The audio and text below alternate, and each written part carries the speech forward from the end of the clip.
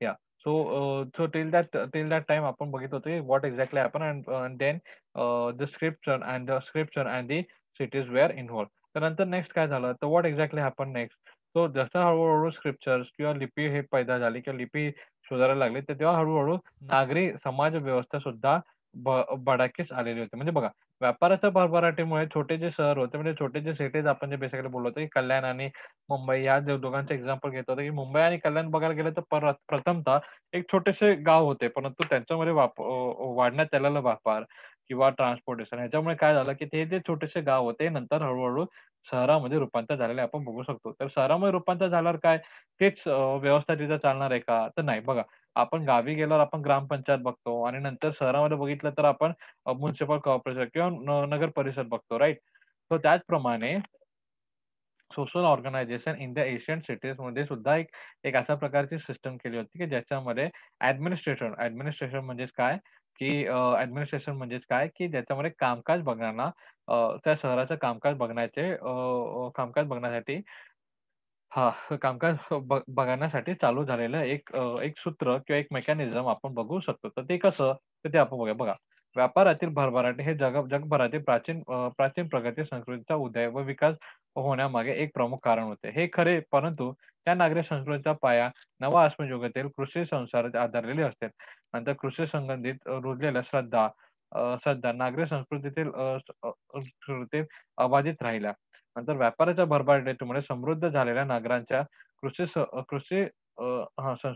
संस्कृती तर रुजलेल्या श्रद्धांवर असलेला सामूहिक आचार व उत्सव यांच्यात अधिक महत्त्व मिळाले. अनेक नगरांमध्ये अभि अ, हां, अतिभव्य मंदिर उभारण्यात गेले आणि त्या नगराच्या शासनामध्ये अधिकारही मंदिर प्रमुखाच्या हातात एकवटले आणि ते पुढे मंदिराच्या प्रमुख पद व राजपद हे दोन्ही पदे एकाच व्यक्तीकडे गेले आणि जगातील प्राचीन नगरी संस्कृतीचा ह्याची सुरुवात झाली आणि या संस्कृतीचा सविस्तर माहिती आपण पुढच्या पाठामध्ये घेणार आहोत. व्हॉट डज दॅट एक्झॅक्टली मीन? तर ते आपण काय बोलले, की बघा, एखादं गाव चालण्यासाठी किंवा एखादं शहर चालण्यासाठी एक मेकॅनिझम लागतो. ज्याप्रमाणे बघा, आपलं जर घराकडे बघितलं, आपल्या घराकडे बघा, जर कामकाज करणारी आपली आई असते, परंतु तिच्यासोबतच सगळा आधार आणि सगळं काही करणारे आपले बाबा हे असतातच. त्याचप्रमाणे एखादा गाव असेल किंवा एखादा शहर असेल, त्याच्यासुद्धा सांभाळ करण्यासाठी, त्याच्या व्यवस्थित राहण्यासाठी कशाची गरज पडते? एखाद्या ॲडमिनिस्ट्रेशनची गरज पडते. म्हणजे एका अ, अध अध अध काही अधिकारांची गरज पडते. तर त्या अधिकारांची गरजांमुळेच आपण बघतो, की नागरी समाज व्यवस्था उदयास झालेला आपण बघू शकतो. आणि नागरी समाज व्यवस्था म्हणजे काय?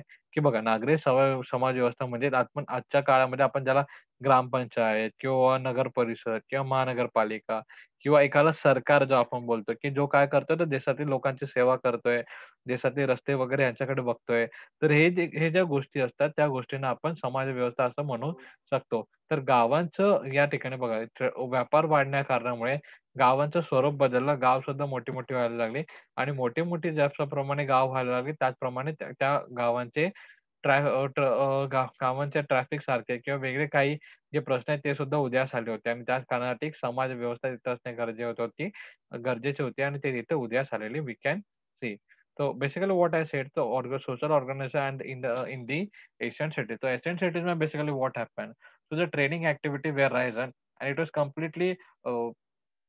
completely come in the front line. म्हणजे ट्रेनिंग ॲक्टिव्हिटी म्हणजे व्यापार आहे तो प्रथम एकदम समोर आलेला आपण बघू शकतो. And because of this thing we can say the village where turns into the city आणि छोटे-छोटे जे गाव होते, हे बऱ्यापैकी शहरामध्ये रूपांतर झाले and and to look and to to take the care of the cities, there was the establishment of the administration. तर there was the establishment of the administration we can say म्हणजे ॲडमिनिस्ट्रेटर्सच्या म्हणजे कामकाज बघणारे जे अधिकारी वगैरे त्यांची संस्था तिथं प्रस्थापित झालेली आणि त्या संस्थेद्वारेच आपण बघतो, की नंतर हळू त्याचं स्वरूप नंतर ग्रामपंचायत किंवा नगर परिषद अशा प्रकारे झालेलं आपण बघू शकतो आणि मग नंतर हळू-हळू ते कशाप्रकारे सिव्हिलायझेशन झालंय आणि मग ते शहरामध्ये काय-काय कशाप्रमाणे like how the difficulties were tackled that everything we will see in the next chapter. Okay.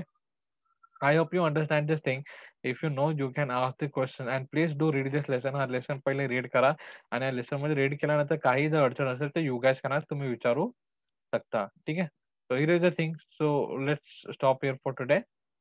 Okay.